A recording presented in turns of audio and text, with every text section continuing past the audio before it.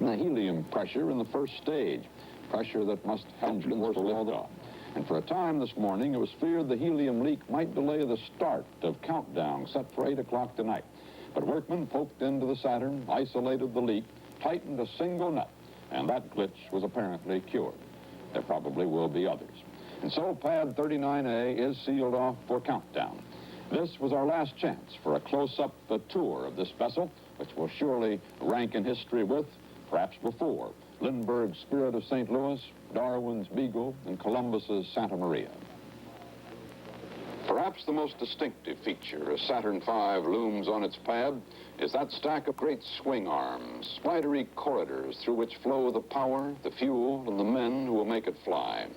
Before the pad was sealed tonight, we traveled up that line of umbilicals. Our guide, launch director Rocco Petrone, explained that 5 actually remain connected for one single instant after Saturn lifts.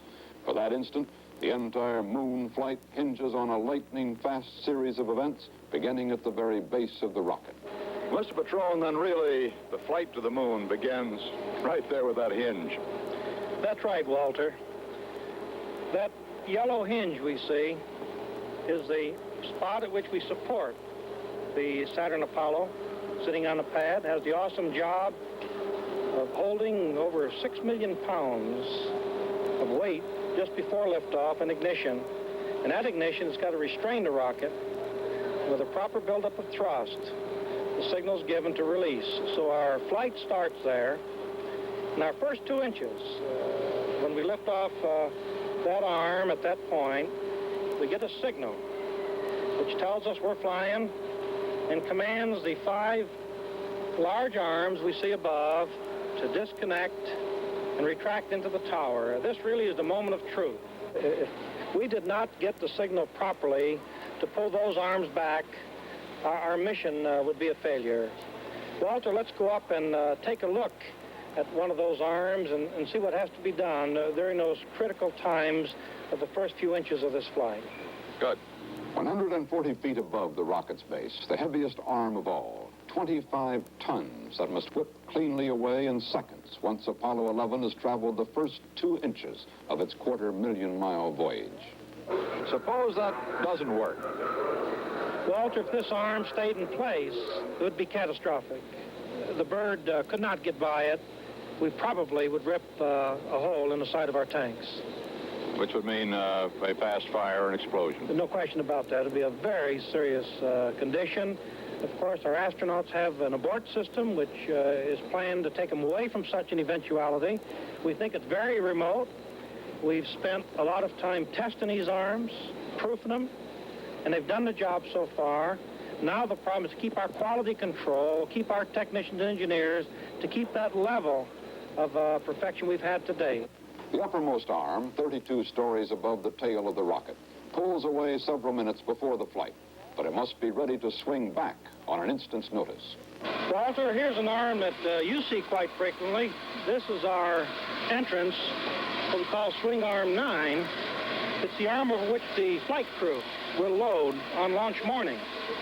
They walk down the path we're following here, swing out in that direction, over the arm, into the White Room, and from there into the spacecraft. This arm can swing 5 minutes before liftoff back to its park position. However, it has the very vital function, having to come back in a hurry, seconds, if we have to go in ever to get that crew out, or if the crew itself has to come out on the ground. We've got to be able to get back in seconds and latch up around our launch escape tower, hook up, so as the men open up the hatch, they can egress directly into the White Room, out this arm and out to our escape system, if we should have an indication that there's an emergency. So we got to get these towers, these platforms back to the tower in a hurry for liftoff, and we got to get them back to the spacecraft in a hurry in case you don't have a liftoff. That's correct. That's right, Walter. So you got a chance to see here, thanks to Mr. Petrone, the launch director, how complicated this matter of getting a rocket on the way to the moon is. Nothing simple about it. There are thousands of motors here and 9 million parts in the rocket itself. How many millions here, Mr. Patron's machinery? I don't have the slightest idea. But they all have to work. If anything fails, the mission is in danger. The mission of getting a man on the moon. The flight of Apollo 11 and Frank Borman's visit to the Soviet Union are subjects for Eric Sevareid tonight. Eric? When the Russians put Yuri Gagarin into orbit around the Earth in '61, President Kennedy said the Soviet Union and the United States ought to work together to explore space. When this country put John Glenn into orbit months later, Khrushchev expressed the same sentiments. Ever since, the two human societies that discovered the highway to the heavens have followed it separately with much competitive tension and prodigious expense. This need not have been the way. When Gagarin flew, the admiration of Americans was genuine. In Russia today, popular anticipation of our Apollo 11 is intense and admiring. For both, Mars lies ahead. For both, and for all countries, there lie ahead the rapidly developing uses of the Earth from space, from general communications by satellite to process data communications, advanced tracking of the weather over the entire globe, the discovery from space of resources within the Earth so far unknown. In Moscow yesterday, the American astronaut Colonel Frank Borman had a talk with the Soviet President Podgorny. After all these years, Borman is the first American astronaut to visit the Soviet Union. The two men talked about cooperation for the future in space. Beginning, Borman thought, with further exchanges of information and the joint tracking of satellites. The two big countries worked with a certain amount of harmony, exploring the vast continent of Antarctica. There are prospects for practical understandings on exploration of the ocean beds. Progress has been made about keeping military hardware out of space, and the principles and practices of these existing and projected agreements can form the basis for agreements on who does and does not do what on the surface of the moon. It is not wholly certain that Apollo 11 itself will succeed. What is certain is that all future generations of men will be exploring the moon. Only one thing could prevent it, a collision of the two great powers here on the Earth.